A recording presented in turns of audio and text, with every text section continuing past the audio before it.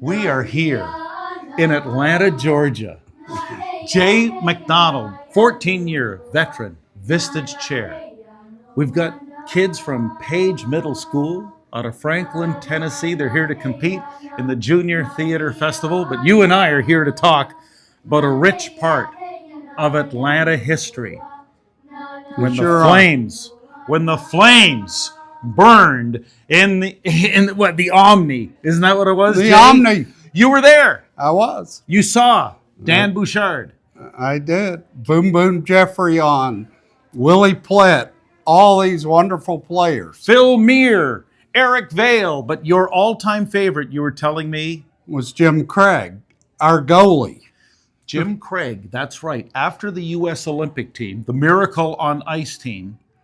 He was that goalie. He really was, and he came to Atlanta to join the Flames and talk about the impact, Jay, what you remember. In fact, I just looked it up on the internet. Anyone can. Jim Craig starred in a Coca-Cola commercial with the Atlanta Flames. But what was the impact of the U.S. Olympic Miracle on Ice team for all America, if you remember? Well, it brought us together.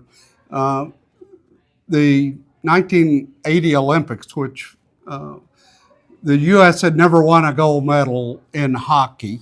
Mm-hmm. Herb Brooks was the captain of the team. He was world-class college hockey coach. And they played Sweden in the semifinals. Many people think we beat Russia. We played Sweden in the finals. We beat Russia in the semifinals. Mm. So we were against Russia, who was effectively a pro team. We won that. The thing I remember most that I learned later, I didn't know at that time, Herb Brooks' pregame talk where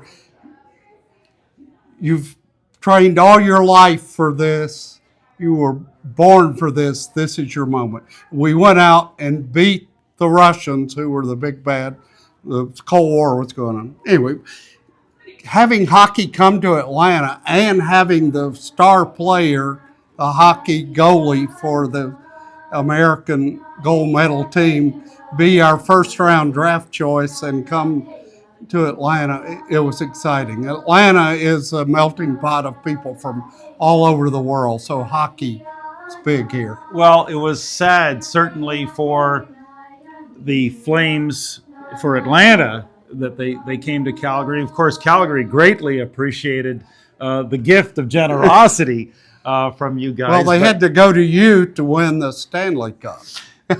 And you've got me wearing their jersey. Well, you're a 14-year chair with Vistage. You've written a book called Strategic Jaywalking. Secret sauce to life and leadership excellence. You've been around leadership your whole life, Jay. What is it about, you think, about pro hockey that correlates with what you see as a chair of your Vistage peer advisory groups?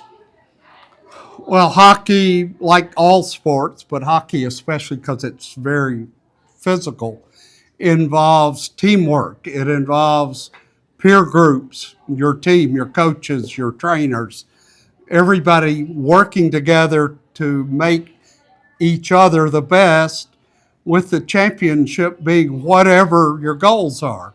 Vistage is leaders and CEOs working with non-competitive leaders and CEOs to be the best they can be. It's sort of iron sharpens iron. It's a vulnerable environment. You get to know each other on an up close and personal way. And the practice part is what Vistage is, of the practice part of hockey, right, is how you get better. The game is what you do the rest of the time to ultimately win.